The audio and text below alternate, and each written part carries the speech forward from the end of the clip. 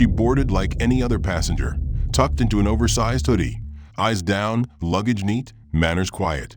But there was something about her, something unspoken, that seemed to draw discomfort from the air around her the moment she stepped onto that plane. Maybe it was the color of her skin. Maybe it was the quiet confidence she carried. The way she moved through the world with a kind of grace that some mistook for defiance. Whatever it was, it made her a target long before the seatbelt sign ever lit up. What began as a routine flight slowly unraveled into a theater of humiliation, subtle, deliberate, and orchestrated with a smile. But what no one knew, not the crew, not the passengers, not even the ones watching it unfold with silent judgment, was that the girl they tried to shrink was someone they'd soon wish they'd treated differently. Because hidden behind the silence was a truth powerful enough to turn the entire cabin on its head. Stick around, this story isn't just about injustice, it's about revelation, and what happens when those who are underestimated stop playing small. If you're watching this, drop a like, hit subscribe, and let me know in the comments what you think is really going on, and tell me where you're watching from. This is just the beginning. Delaney Myers had never flown alone before, and certainly not in business class. Her aunt had called it a celebration ticket, a reward for finishing the school year strong and making it through some really tough months. Delaney had been nervous about the flight, but mostly excited, until she stepped onto the plane. The cabin air felt cold in a way that had nothing to do with temperature. Sleek, silver-toned, and hushed with the polished silence of luxury, the business class section gleamed with false welcome. Delaney moved cautiously, aware of every step she took in her sneakers, every shift of her backpack on her shoulder. The other passengers filtered in ahead of her with an ease she didn't feel, tossing bags into bins, exchanging greetings with flight attendants, adjusting jackets and devices like it was just another Tuesday. Delaney wasn't trying to cause any delay. She just needed a moment. Her carry-on strap had twisted, tangled with the handle of her hoodie, and she needed both hands to adjust it before stowing the bag overhead. She didn't even realize someone was behind her until she felt the weight of the gaze. It was sharp, cold. She turned her head slightly, her hand still working on the strap. A flight attendant stood behind her. White early 40s, dark lipstick that didn't quite match her skin tone. The name tag on her pressed uniform said Marla C. Her expression said more. It was the kind of face people make when someone steps into a space they believe doesn't belong to them. Marla didn't speak, didn't wait, didn't offer help. She exhaled, loudly enough for Delaney to register it as a message, then stepped forward and rammed her shoulder right into Delaney's.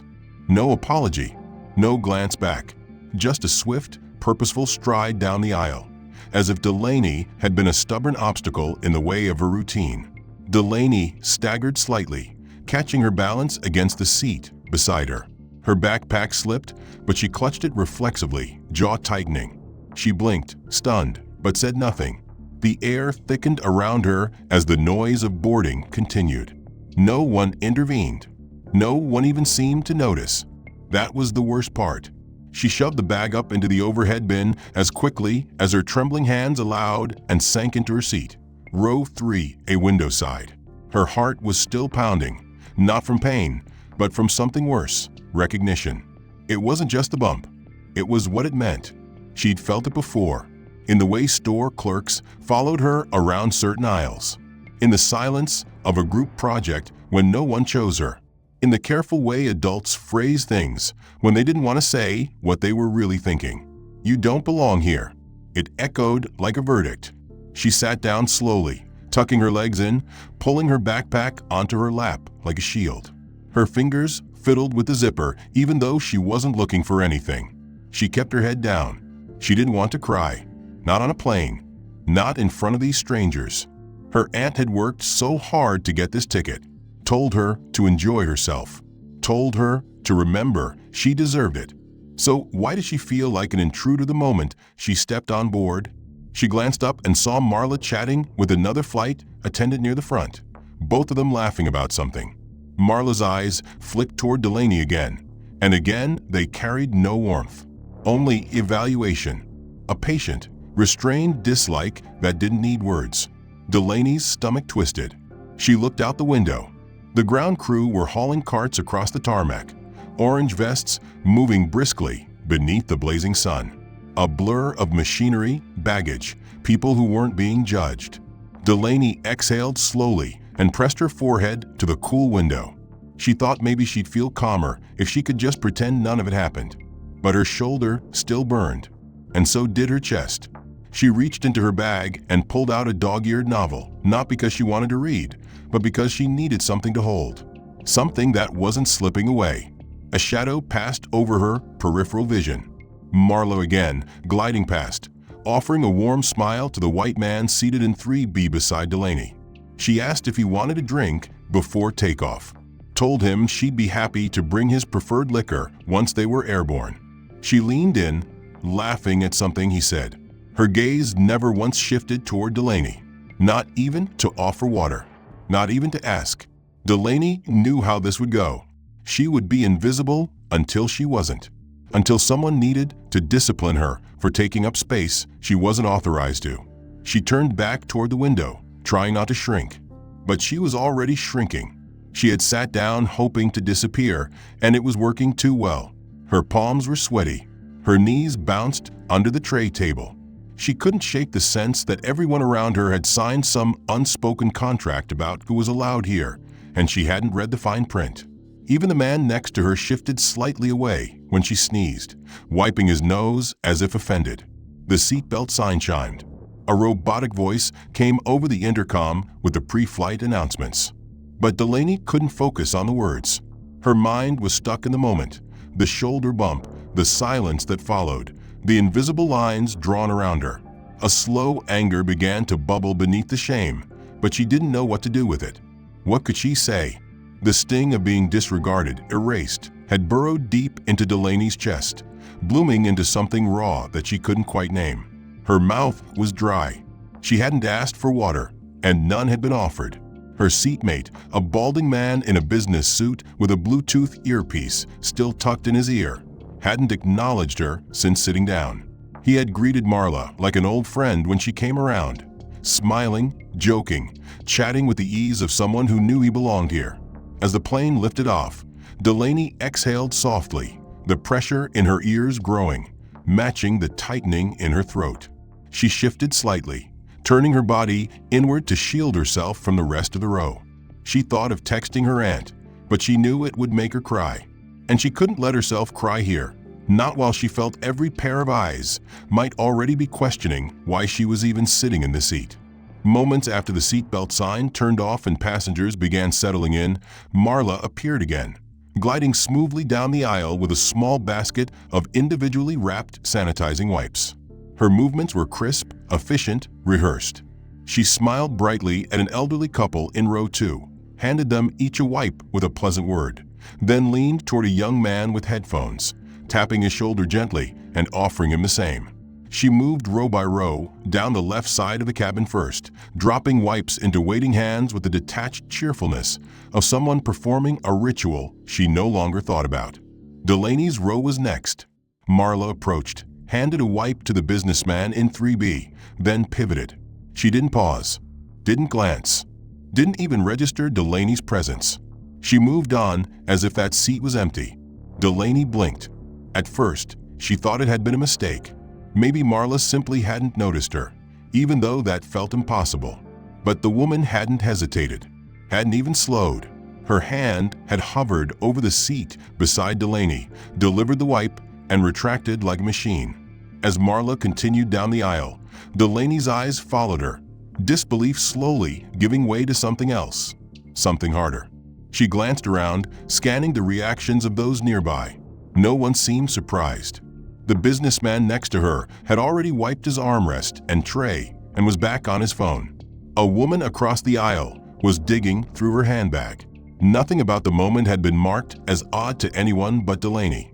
She sat perfectly still, her fingers gripping the edges of the seat, trying to ignore the cold press of humiliation behind her ribs. But it wasn't over. 5 minutes later, Marla returned. This time, she wasn't carrying the basket. She wore gloves. Thin, white latex gloves. She held a single disinfectant wipe in her hand and moved slowly, deliberately, toward Delaney's row. She didn't look at her, not even once. She leaned over, reached across Delaney's knees without warning, and began wiping the tray table that hadn't been opened. Then she wiped the window frame, the armrest, and the seatbelt clasp. The movements were exaggerated, careful, as if she was decontaminating something, as if the seat was a hazard, as if Delaney was. Delaney's entire body stiffened. Her mouth opened slightly, but no sound came out. She didn't know what she would have said anyway. That it wasn't necessary? That she hadn't done anything? That she'd watched Marla hand out wipes without gloves to everyone else? She sat frozen, breath shallow, while Marla finished the last swipe across the seat's edge. Then, just as wordlessly, Marla straightened and turned away, peeling off the gloves with a subtle flick and slipping them into her pocket. Delaney looked down at her own hands, clenched tight in her lap. Her palms had started to sweat. She blinked hard, swallowing the lump that threatened to climb higher in her throat. All around her, passengers had begun to watch, not openly, but subtly. Side glances, flickers of awareness. She could feel it. Her cheeks burned. It wasn't the kind of attention that brought comfort. It was curiosity, pity, maybe judgment, maybe worse. She pressed her back deeper into the seat, wishing she could disappear inside it. She tried to breathe slowly, to count the rhythm of the engines. But her stomach had tightened into a knot. Her fingers itched for her phone, but she knew even that would make her look guilty in the wrong way. Like she was complaining, playing victim, being dramatic. She knew how fast perceptions shifted. One wrong move, and suddenly she'd be the disruptive one. Delaney stared at her reflection in the window, her face suspended in the blue glow of daylight filtered through thin glass, and tried to convince herself the worst had already passed. But her stomach told the truth. Her insides coiled tight, locked in a silent war between anger and survival. She hadn't said a word since Marla's glove performance, and no one had said a word to her. The silence had weight now. It pressed down on her chest with every breath. She could feel it when the man beside her adjusted his jacket with a pointed tug away from her arm, and again when a woman across the aisle gave her a cautious glance before leaning closer to her husband and whispering behind a manicured hand. Delaney didn't know what they were saying. She didn't need to. Her body translated it for her, an old language of tension and exclusion she'd been forced to learn too early. It vibrated through her bones every time someone noticed her, but pretended they hadn't. It sat in her lap like an invisible warning. Be quiet, be small, be forgettable. She had no idea she'd already been labeled, that she was about to be made into something worse than invisible. It began with a soft voice. The businessman in the seat next to her, row 3B, lifted his hand and signaled for Marla. She approached, her expression warm and composed, the same one she had given every other white passenger on board. Delaney didn't look at them, but she heard every word. "I'm sorry," the man said, his voice polite but sharp. "Would it be possible to change seats?" "Of course, sir," Marla answered smoothly, not asking why. She didn't have to. She leaned in closer. "Would you prefer aisle or window?" "Preferably somewhere quieter," he said, eyes flicking sideways toward Delaney for a fraction of a second. Marla nodded once, her face neutral, professional. She turned slightly to glance around the cabin, scanning open seats, and then looked back at him. "We have a spot near the rear bulkhead," she said, her voice loud enough for passengers nearby to hear. "Right next to the lavatory. It's quiet back there if anyone needs some space." Delaney didn't move, didn't blink, but inside her ribs, something cracked. The man stood without hesitation. He didn't say, "Thank you." He didn't offer a goodbye. He just reached up for his overhead bag and pulled it down with a practiced tug, then walked away, trailing judgment behind him like perfume. Marla smiled faintly as he passed, then turned to the remaining passengers and gestured politely toward the now empty seat. "This row's a little cramped for some," she said lightly. "If anyone else wants a quieter place, we've got availability." She didn't look at Delaney when she said it, but the implication curled like smoke through the air. Delaney's ears burned. Her breath came in shallow, measured gasps. She stared straight ahead now, her hands flat against her thighs. It wasn't a lie. Seats by the restroom were quieter in one sense. Quieter of speech. quieter of comfort, quieter of attention. They were also smaller, less cared for, closer to the things no one wanted to see. That was the seat being offered now, a seat for someone unwanted. And for the first time, Delaney felt herself disassociating, not consciously, not with words, but with that slow, terrible instinct that kicks in when reality becomes too cruel to face head-on. She imagined herself shrinking into her clothes, folding inside the hoodie her aunt had gifted her last Christmas, disappearing between the seams. She imagined her seat vanishing altogether, the floor opening up, the clouds swallowing her whole, so she wouldn't have to sit here and be looked at like a disease. No one said anything to her. No one whispered words of sympathy. The woman across the aisle was now smiling at Marla, mouthing, "Thank you," with a little nod. The man from earlier had taken a seat by the restroom without complaint. The transaction was complete. A problem had been removed. Delaney didn't know how long she sat there, her mind buzzing without thought. Her body was upright, present, but her spirit was miles below the fuselage. She tried to remember the sound of her aunt's voice, the one that always told her she was brave, that she was more than how others chose to treat her. But those words felt like echoes now, muffled by steel and turbulence and cold professionalism. Marla passed again, this time with a tray of refreshments. She offered champagne to a woman in 2A, leaned over to ask the man in 4C whether he wanted almonds or pretzels.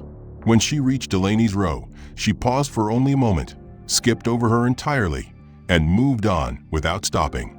Not a glance, not an offer, not a word. Delaney's throat tightened. She hadn't even realized she was thirsty until her lips cracked when she licked them. She reached up slowly, pressed the attendant call button, then hesitated and pulled her hand back before it lit. She didn't press it. She didn't want to give them another excuse to make her the center of some subtle mockery. Better to wait. Better to be ignored than noticed like that. She could feel herself folding inward again, her shoulders hunching without her consent, her breathing becoming smaller. She stared at the empty seat beside her, not because she missed company, but because it reminded her of something dangerous, how easy it had been for someone to make her feel less than human, how simple it had been to rearrange the cabin around her absence, to relocate discomfort by pushing it toward her and pretending she wasn't the one suffering. The plane continued its path through the sky, but Delaney remained grounded in place, paralyzed in a prison of silence. A few seats ahead, someone laughed. Another passenger scrolled casually through a movie on the seatback screen. Normalcy resumed everywhere except inside her body, which now existed under a different kind of pressure. One not caused by altitude, but by invisibility, and worse, visibility as a threat. Delaney didn't move. Her legs were curled tightly beneath her, arms still folded in her lap, hands clenched in fists she didn't remember forming. She stared out the window, not seeing the clouds or the sky beyond. All she saw was her reflection, small, dark, alone, and somehow dangerous enough that people couldn't sit near her. The pain didn't burn anymore. It settled deeper, a cold ache, almost like shame but worse. It wasn't shame for anything she had done. It was shame for being seen, for being marked, for existing in a place where her presence was treated like contamination. Marla hadn't passed again in a few minutes, but Delaney could feel her presence like static at the edge of her awareness. When the flight attendant finally reappeared, it wasn't with drinks or a smile. It was with a clipboard, a pen, and a small package in her hands. She was walking slowly this time, methodically, stopping at each row, nodding at passengers, jotting notes, her expression pure professionalism. She didn't acknowledge Delaney when she arrived at row 3, didn't meet her eyes or even speak. She simply paused, leaned over, and pulled a bright yellow child's safety harness from her tray, the kind typically reserved for toddlers flying on a lap. Delaney blinked in confusion as Marla attached it to the seatbelt latch on her chair. No explanation, no reason, just swift movements and a flat expression that said, again, she didn't need to explain anything.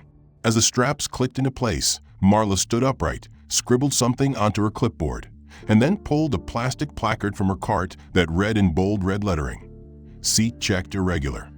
She snapped it onto the back of Delaney's headrest with a firm motion that made the passengers nearby look up.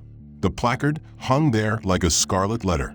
Delaney's face flushed hot as the woman across the aisle widened her eyes slightly, and a man 3 rows up tilted his head for a better look. No one asked what it meant. No one questioned it aloud. They didn't have to. Delaney's heart pounded against her ribs.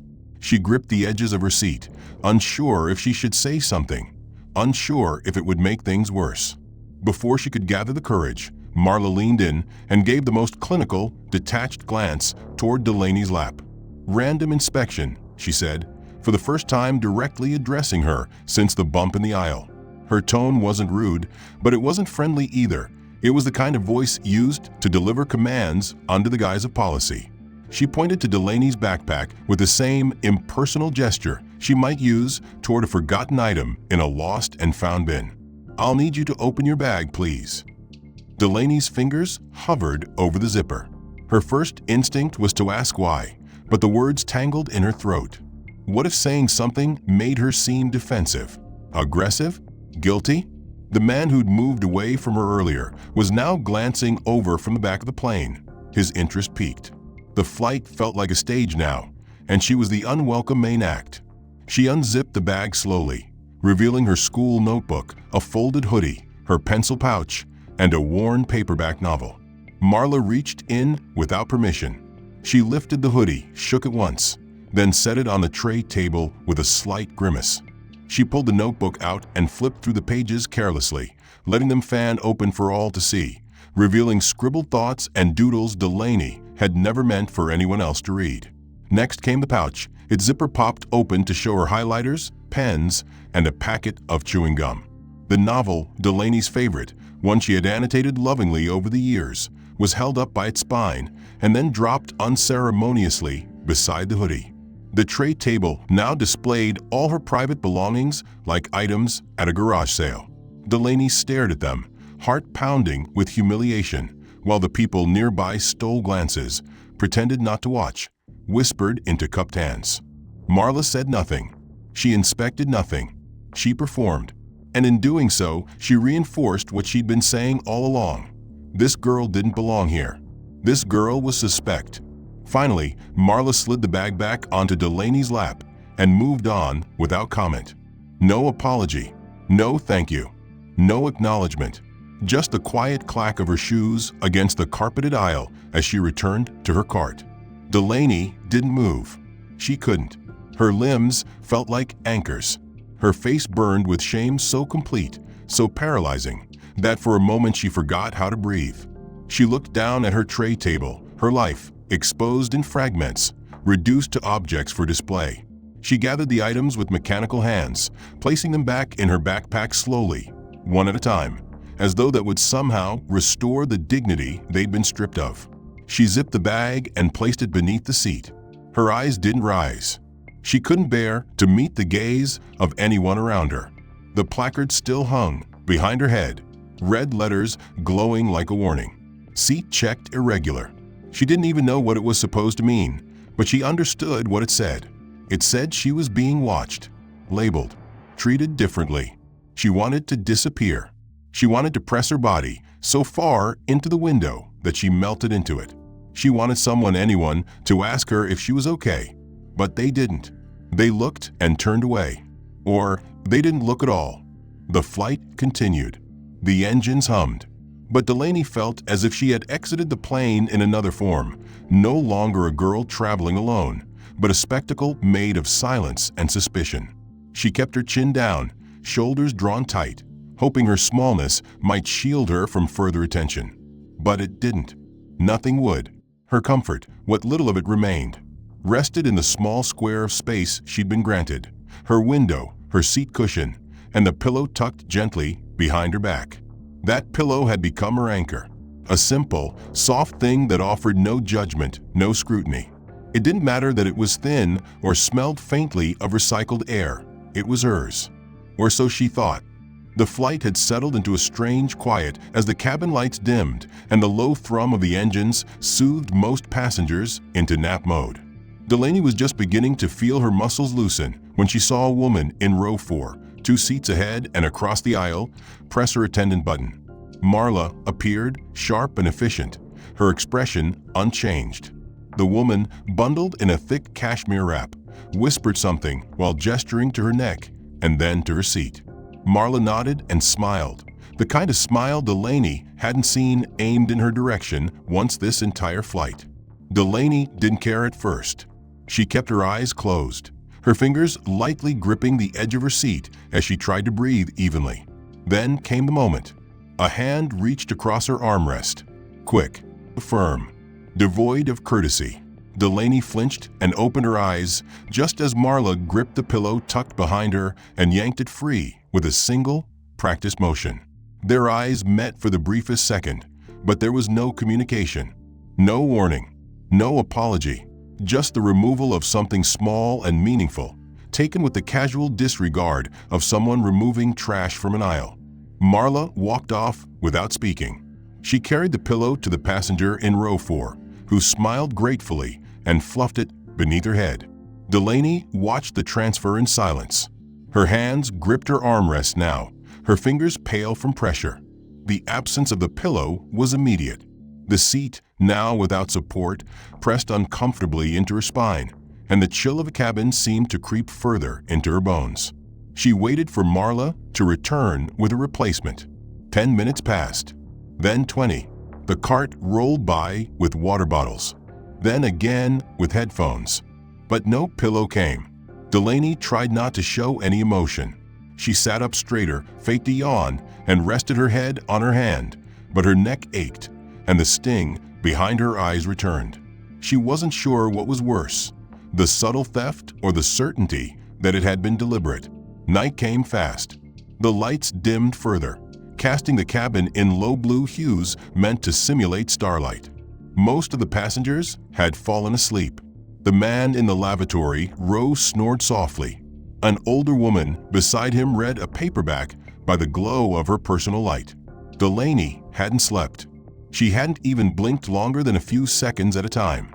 She was tired, exhausted even, but her body refused to give in. There was no safety in sleep, no comfort, not when everything she thought belonged to her could be taken away at any moment without warning. She shifted positions, curled her knees slightly, and pulled the thin airline blanket over her shoulders. She was almost drifting when the overhead light above her seat snapped on with a harsh, sterile flick. It bathed her in fluorescent brightness, stark against the surrounding darkness. Her eyes snapped open, blinking hard as they adjusted to the glare. She looked up. Marla stood a few feet away, clipboard in hand again. Her expression was calm, but her eyes were hard and flat. "Safety light check," she said into the air, not to Delaney, not to anyone in particular, just loud enough for those around to hear. "Random compliance." Delaney didn't move. She didn't speak. Her eyes burned under the sudden light. Passengers nearby stirred, blinking toward the source. Some shifted. One man pulled his blanket up to shield his face. The light stayed on. Marla didn't explain further. She made a quick note on her clipboard and moved to the next row, running a hand along a storage compartment, checking a seatbelt. She toggled a light switch in another row, but quickly turned it off. Then she disappeared behind the curtain at the front of the cabin. Delaney was left glowing under the harsh spotlight. The light didn't flicker. It didn't dim. It shone steadily, forcing her into a forced visibility she hadn't asked for. She shifted lower in her seat, turned toward the window, pulled the blanket over her head, but it made no difference. The heat under the fabric made her sweat. Her throat ached. Her head throbbed. Still, the light stayed on. It burned into her scalp, into her thoughts, into the private places she tried so hard to protect. No one asked why her light remained on. No one pressed the attendant button for her. They just let it happen. She lay there, sweating, silent, wrapped in the kind of helplessness that makes even breathing feel like rebellion. Not even briefly. She had spent the better part of the flight caught in a relentless cycle of alertness and shame, alternating between trying to disappear and trying not to feel anything at all. With her pillow gone, her seat uncomfortable, and the residual embarrassment from having her belongings laid out like contraband still fresh in her mind, Delaney had begun to understand something deeper than discomfort. She was not merely being ignored. She was being made an example of. A quiet example. A nonverbal spectacle that let everyone else know where the boundaries were and who didn't belong. She had wanted to believe there was a limit to how far things would go. But even that hope had quietly disintegrated. The more the flight wore on, the more calculated the small acts became. Marla returned just before sunrise, began to creep along the edges of the plane's cabin. She wasn't pushing a cart this time. She wasn't carrying drinks or wiping trays. She was moving with a deliberate sort of ease, as though executing a routine she'd rehearsed 100 times. She paused at the curtain that separated first class from business, looked around the cabin briefly, then pulled the curtain closed with a sharp, efficient tug. It snapped into place and sealed off the front of the plane from Delaney's view. Delaney had no desire to be in first class, no reason to cross that line, but something about the sudden separation felt personal, especially when Marla reached into a small side panel, retrieved a triangular sign, and placed it carefully on the partition beside Delaney's row. The sign was small, red and white, the kind used to mark restricted zones. It read, "Crew only authorized access beyond this point." The sign wasn't there earlier. It hadn't been there the entire flight. And there was no crew activity behind the curtain. There was no safety reason, no operational need. It was, like everything else that had been done to her, purely for appearance. Delaney didn't look at the sign directly. She didn't need to. The placement was deliberate, close enough that everyone could see it, close enough that it seemed to apply to her more than anyone else. She sat rigid, her back tight, the blanket still wrapped around her despite the cabin warming with the early light. The passengers around her shifted and stretched. A few started talking quietly. A couple requested coffee from a new attendant who had just begun service rounds. But Delaney remained still. She no longer believed anything she did could change how she was seen. Not after everything. Not after being bumped, skipped, sanitized, inspected, and spotlighted. And then came the final note of public shaming, a flourish of condescension wrapped in policy. The captain's voice came over the intercom first, calm and professional, announcing the beginning of descent procedures. Seat backs upright, tray table stowed, prepare for landing. It was routine, but what followed was not. As soon as the captain's voice ended, Marla picked up the cabin microphone. She didn't speak immediately. She waited, as if ensuring the attention of the entire front half of the cabin was focused on her words. Then she spoke, her tone sweet and composed, but with that sharp edge Delaney had come to recognize. "Ladies and gentlemen," Marla said, standing just 2 feet from Delaney's seat, one hand on the back of the empty chair beside her. "As we prepare to land, we'd like to thank you for your cooperation during the flight. Your adherence to protocol helps ensure a safe and respectful experience for everyone on board." She paused, scanning the cabin, and then continued with a tone that grew subtly pointed. "Of course, we understand that sometimes certain passengers need a reminder of what proper behavior looks like, especially when it comes to respecting shared spaces and following crew instruction. We appreciate your patience when situations arise." Delaney sat frozen, her stomach turned, her vision blurred slightly at the edges. Marla hadn't said her name. She hadn't identified her seat, but she hadn't needed to. She was standing right beside her. Her voice echoed just above Delaney's head, and everyone around them knew who she meant. There was no doubt. Not after the harness. Not after the placard. Not after the inspection. The light. The missing pillow. The sign. This was the culmination. A polite public flogging wrapped in corporate language. Delaney stared forward, willing her face to remain expressionless, willing her chest not to cave in under the weight of that voice. She felt everyone's awareness pressing in on her. No one stared outright, but she could feel the glances, furtive, uncomfortable, confirming. She could feel the question forming in their minds. What had she done? What rule had she broken? What danger had she posed? She hadn't spoken once. She hadn't moved out of her seat except to use the restroom. She hadn't touched anyone. She hadn't raised her voice. She hadn't broken a single rule. But somehow, without doing anything, she had become the cautionary tale, the symbol of what not to do. And everyone accepted it, because the authority had said it was so. Marla returned the mic to its hook, smoothed her uniform, and resumed her walk down the aisle. Her steps were calm, satisfied. Delaney didn't watch her. She couldn't. If she had looked, she might have screamed. Instead, she gripped the edge of her seat with white knuckles and pressed her feet flat to the floor. She counted in her head, tried to focus on numbers instead of her heartbeat. She wanted to cry, but she wouldn't, not here. Not in front of these people. Not where every tear would be seen as confirmation of guilt. The harness was gone, removed quietly sometime during descent, but the placard remained clipped behind her head. Seat checked irregular. The crew-only sign still stood by the curtain, and even though her row had never crossed that boundary, it felt like a wall had been erected just to box her in. The overhead light had left her drained, and her muscles ached from sitting in constant fear of doing something wrong. She hadn't made eye contact with anyone since the final announcement. The sting of Marla's veiled insult still echoed in her chest. The way she had stood over her seat, speaking about passengers who needed reminders, without once needing to say Delaney's name, that had been the cruelest precision yet. It didn't need to be direct. The silence after it was enough.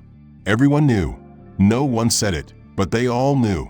Now, as the plane rolled to a complete stop and the chime for disembarking echoed through the cabin, people began to move. Seat belts unclicked, overhead bins creaked open, and tired passengers stood, stretching and gathering bags, eager to return to normalcy. Delaney didn't move. She sat still, hands folded in her lap, head bowed slightly. Her fingers trembled against her jeans. Her bag rested at her feet, zipped, untouched since the inspection. She didn't want to stand. She didn't want to meet the eyes of the people walking past her. She had been made into a warning sign, and now she didn't know how to unbecome it. Marla walked past briskly, glancing down the aisle to monitor passenger flow, her eyes never stopping at Delaney's row. She offered smiles and nods to everyone else. Thanks for flying with us. Have a great day. Welcome to Atlanta. But her lips remained still when she passed Delaney. It was as if the girl wasn't even there. As if she was a fixture, not a human. Delaney had begun to expect that now. Her presence had been handled, regulated, compartmentalized. Ignored until judged, then judged without voice. Passengers began filing off. The woman who'd received her pillow walked by, adjusting her scarf, not sparing a glance. The man who'd requested a seat change strode confidently down the aisle without hesitation. No one hesitated. No one faltered. Until the cockpit door opened. Delaney heard it before she saw it. A soft hiss and a subtle creak of hinges. She didn't think much of it at first. Pilots sometimes exited after landing, usually after most passengers had already left. But this time, the sound came too early. She looked up instinctively, and everything froze. A woman in a Navy uniform stepped out, tall and composed, her short natural curls neatly tucked beneath her cap. She wore no smile yet, just a quiet, commanding expression. Her presence alone drew the attention of several passengers. They turned their heads, noting the rare occurrence of a pilot leaving the cockpit so early. Her eyes scanned the cabin slowly until they locked on Delaney. And then something shifted. She smiled. "Hey, sweetheart," the pilot said, her voice warm, familiar. It was the first voice Delaney had heard all flight that wasn't laced with coldness or distance. "How was the ride?" Delaney blinked. She barely managed a nod. Her lips parted, but no sound came out. The woman stepped forward, not rushing, not hurrying, but moving with intention, her boots clicking softly against the carpeted floor. As she approached, the passengers still in line to disembark paused mid-step. Conversations cut off. Heads turned. Marla froze by the curtain, lips parted slightly, her professional smile flickering like a faulty bulb. "I was wondering if you'd still be awake," the pilot continued, now close enough to kneel slightly beside Delaney's seat. "Thought you might doze off back here." Her tone was casual, intimate, kind. Delaney swallowed hard. Her voice returned in a whisper. "I didn't sleep." The woman's smile softened with a kind of knowing. She didn't need to ask why. She straightened, adjusting her cap, then turned slightly toward the curtain where Marla still stood like a statue. "Appreciate you taking care of my niece during the flight," the pilot said aloud. Her words pitched just high enough for the entire front cabin to hear. "I'm sure she got everything she needed." The pause was surgical. Passengers stopped moving. The air went still. Delaney felt the wave roll through the cabin as everyone recalibrated what they thought they knew. The pilot, the woman in charge of the entire plane, had just called her niece. Not just a passenger, not just a teenage girl in a hoodie, but family to the one in command. Marla's face twitched. Her mouth moved, but no words came. Delaney saw it, saw the flicker of panic beneath the mask. The unraveling of certainty. The calculation of how many decisions now had consequences. The pilot leaned slightly toward Delaney again, her smile returning in full now, warm and bright. She gave her a slow, deliberate wink. "I'll wait for you at the gate," she said gently. "No rush." Delaney nodded, her voice lost again, but this time it wasn't from fear. She watched her aunt walk calmly toward the front, stepping past Marla without another word. Marla stepped aside instinctively, her back just a little too straight now, her expression unreadable. As the pilot disappeared through the curtain and down the jet bridge, the silence lingered. Passengers began moving again, but more slowly now. Some looked at Delaney as they passed, not with judgment this time, but with discomfort, maybe even regret. One man mumbled a quiet, "Have a good day," before hurrying down the aisle. Her aunt had taught her to stand tall even when the ground tilted, to speak only when it mattered, and to recognize the difference between silence and strength. But now, something deeper stirred inside her, something that began as flickers of vindication, but quickly bloomed into anticipation, because the feeling in the cabin had changed. The tension that once isolated her now thickened with uncertainty, especially for those who had watched her be minimized, who had perhaps contributed by doing nothing, who had accepted the version of the story Marla had silently authored. Delaney watched the last of the passengers filter out, watched as Marla's posture stiffened, saw the calculated composure in the woman's face beginning to crack at the edges, subtle but undeniable. Her hands moved more quickly now, reorganizing the tray cart that no longer needed attention, straightening a perfectly straight aisle curtain, avoiding the weight of Delaney's gaze like it burned. Delaney felt her fingers twitch, not with fear this time, but with awareness, because something was building and she could sense it just beneath the surface. The engines whirred softly in cool-down mode, and the cabin was quiet except for the muted clinks of plastic and metal as the crew reset. Then, without warning, the cockpit door opened again. The moment was quiet but final. The pilot, her aunt, stepped back into the cabin, not in a hurry, not with the rushed energy of a disembarking crew member, but with calm, decisive purpose. Her hat was off now, tucked under one arm, and her strides were smooth, measured, deliberate. Delaney saw it immediately. This wasn't a return out of affection. It was something else entirely, something serious. The few remaining passengers, those who had lingered in first class, and the handful who were still retrieving bags from overhead compartments, paused mid-motion. Conversations died off instantly. Even the newer crew member in the galley froze with a headset in hand, eyes flicking between the captain and the senior attendant. Marla turned as she heard the footsteps approaching, her smile snapping into place as if on a timer. But it didn't last.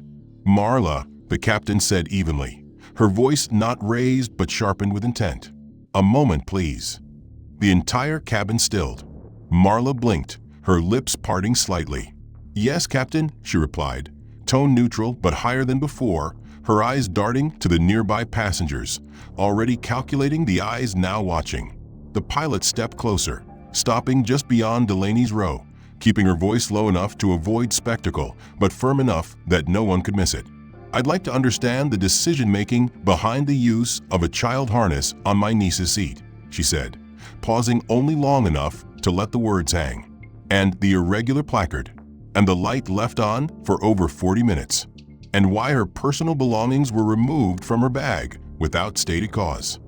Marla opened her mouth again, slower this time, her confidence faltering.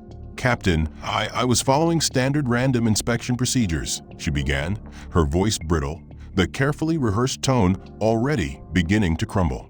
"And regarding the harness, there was a—" She stopped, realizing too late that she had no regulation to cite. The captain didn't raise her voice. She didn't lean forward. She simply stood with the poise of someone who held not just rank, but truth. "That's interesting," she said, now turning slightly to address not just Marla, but the surrounding cabin. Because no other passengers were subjected to the same random checks, no other seats were labeled as irregular, and no one else's comfort items were confiscated and never returned.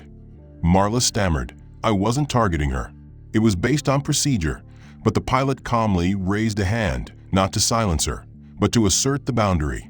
"I understand procedure, Marla. I'm quite familiar with this airline's operating manual. I fly under it every day." Her tone remained steady, but there was iron behind every syllable. "And I'm also familiar with our zero-tolerance policy regarding differential treatment based on race, age, or appearance." A murmur passed through the cabin.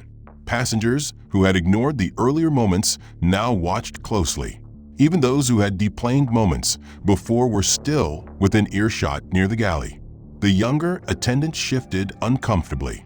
Marla's expression began to twist in an odd mixture of panic and defensiveness, her hand gripping the cart as if to steady herself. The captain continued, her gaze sweeping the crew before returning to Marla. "When I entrusted my niece to this flight, I did so under the expectation that she would receive the same standard of care as any other passenger. What happened here today suggests otherwise." She turned slightly now, speaking directly to the remaining passengers, her voice never theatrical, but radiating with unapologetic clarity. "Let me be very clear.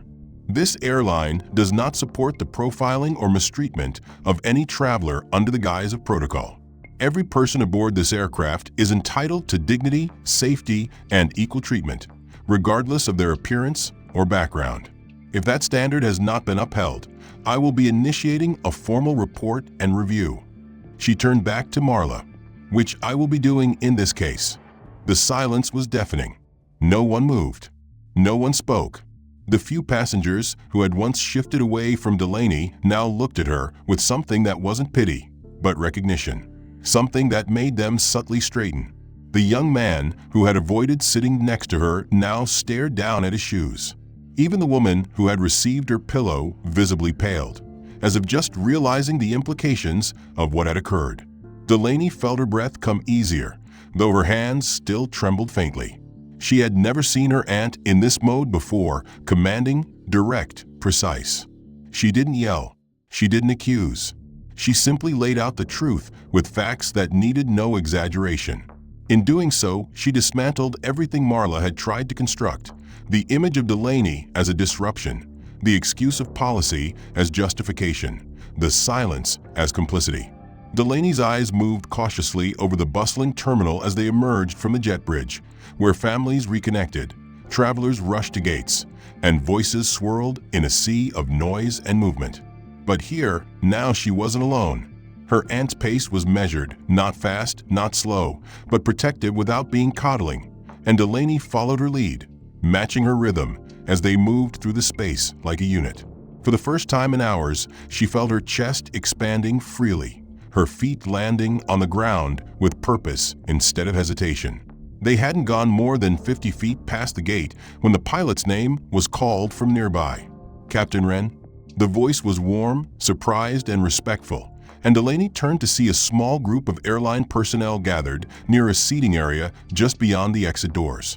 Off-duty crew members, still in partial uniform or carrying branded travel bags, stood in a casual huddle, and their faces lit up at the sight of the woman beside her. A tall black flight engineer with salt and pepper braids stepped forward, offering a wide grin. "Well, look who landed early. Thought you weren't due until later tonight." Captain Wren returned the smile with quiet confidence.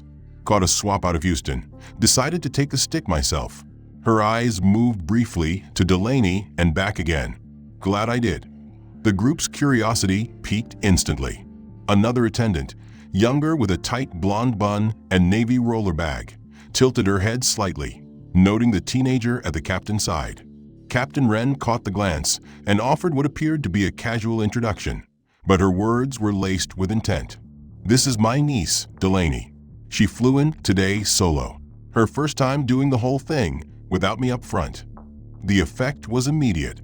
Something subtle passed between the crew members, a shift in posture, a flicker of expression, a silent understanding exchanged without the need for elaboration. Their smiles remained, but their eyes grew sharper.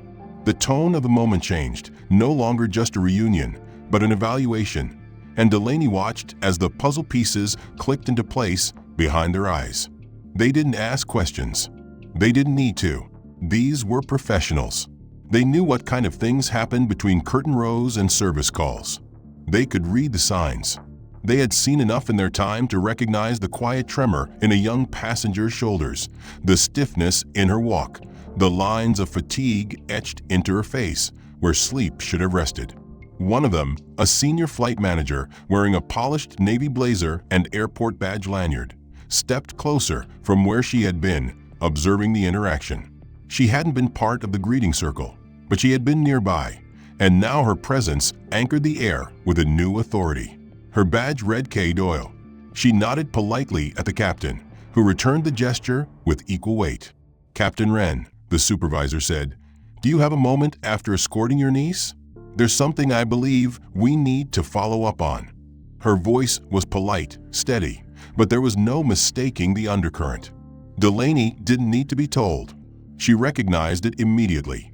The same tone her aunt used when she had decided a lesson needed to be taught, not through punishment, but through truth laid bare in the right room at the right time. Captain Wren gave a single nod. "Absolutely. I'll be right back." She placed a hand gently on Delaney's shoulder. "Wait for me by Carousel 4. I'll be there in a minute." Delaney nodded, swallowing the swell in her throat, and walked slowly toward the nearby escalator. As she stepped down onto the lower level, she glanced once over her shoulder.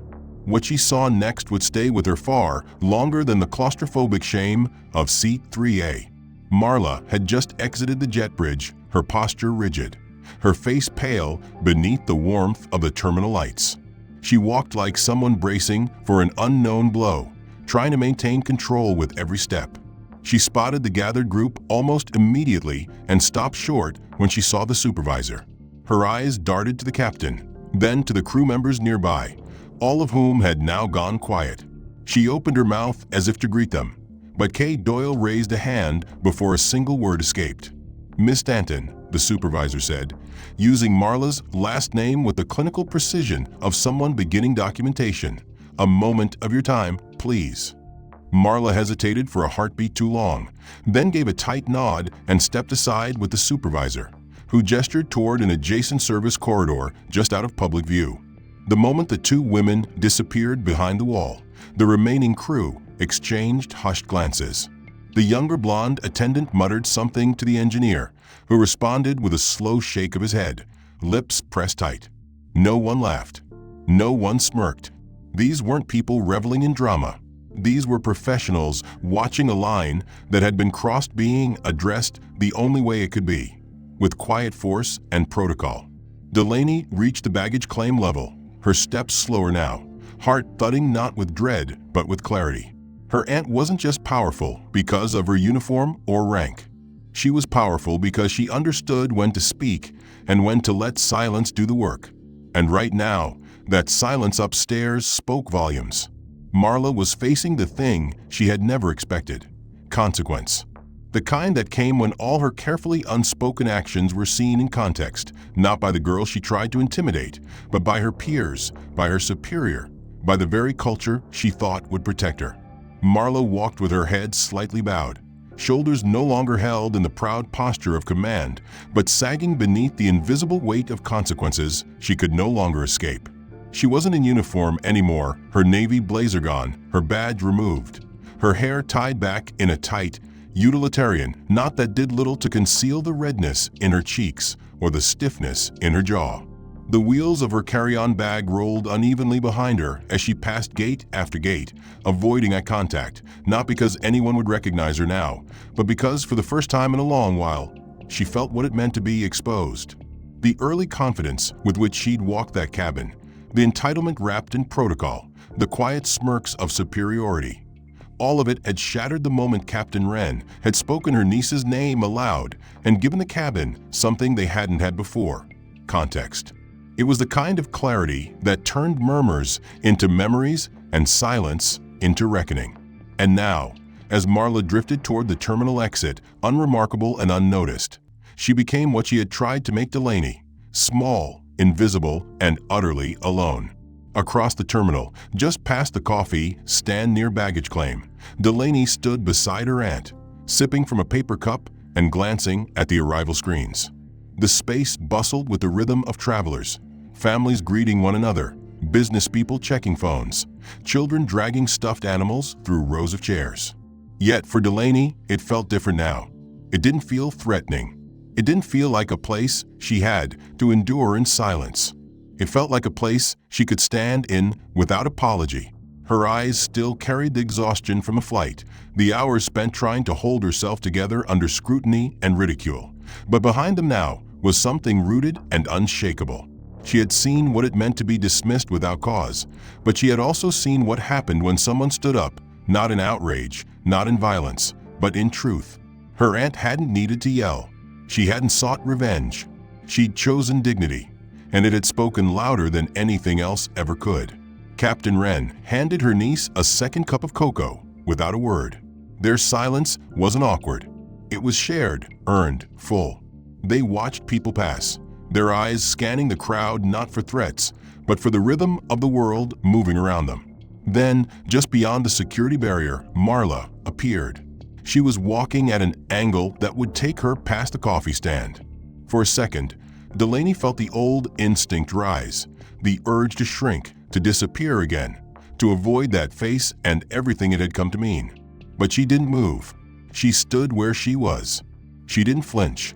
Her aunt noticed the change in her posture, but said nothing. She just stayed by her side. Marla came within 10 feet of them. Her eyes flicked up once. She recognized them immediately. Her face didn't contort into rage or defiance. It didn't hold a smile either. It just held recognition, the quiet horror of knowing someone had seen your truest self and walked away taller than you. Delaney met her eyes, not with anger, not with triumph, but with stillness. She didn't speak. She didn't glare.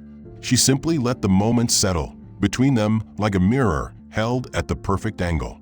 Marla broke the gaze first. Her steps didn't quicken, but her hands curled tighter around the strap of her bag. She passed without another glance and disappeared into the crowd. No apology, no confrontation, just the slow unraveling of her once untouchable confidence, trailing behind her like vapor. A moment later, the airport's intercom clicked on overhead. A clear, composed voice filled the space with its familiar tone. "Ladies and gentlemen, thank you for traveling with us today. As you make your way through the terminal, please remember that courtesy and respect are the cornerstones of a safe journey. We're proud to serve a community of travelers from all walks of life, and we thank you for being part of that promise." Delaney looked up toward the speakers. The words weren't scripted for her. They were just routine. But in this moment, they rang different. She turned her gaze back to the terminal, watching the people move, the kids laugh, the travelers embrace. For so long during that flight, she had felt like an outsider in a space she had every right to be in. But now, standing in the same terminal where she had landed only an hour earlier, something had shifted. She hadn't changed, but her place in the world, how she saw it and how she knew it, had. Her aunt nudged her gently. "You good?" she asked. Delaney nodded. Her voice came soft but steady. "Yeah, I'm good." She looked back at the people around them, then down at her cocoa, then back to her aunt. And for the first time since boarding that plane, she smiled. It wasn't a smile of revenge or vindication. It was a smile of recognition, of self-worth rekindled, of knowing that even when the world tries to write you into a role you never auditioned for, you can choose to rewrite the script. Not to prove yourself to them, but to remind yourself of who you already are. They walked toward the exit, their footsteps matching, quiet, sure. The day continued around them. No cheers, no spotlight, just the quiet triumph of leaving a place better than you found it, not because the world changed, but because you refused to let it change you. The end. If this story moved you or made you think, consider giving it a like and subscribing to see more content like this. I'd love to know your thoughts. What part of the story stood out to you the most? Was there a moment that hit especially hard? Drop a comment and let me know how you interpreted the plot. Also, where are you watching from? It's always great to see where these stories are reaching people around the world. Your feedback helps shape what comes next. Thanks for being here.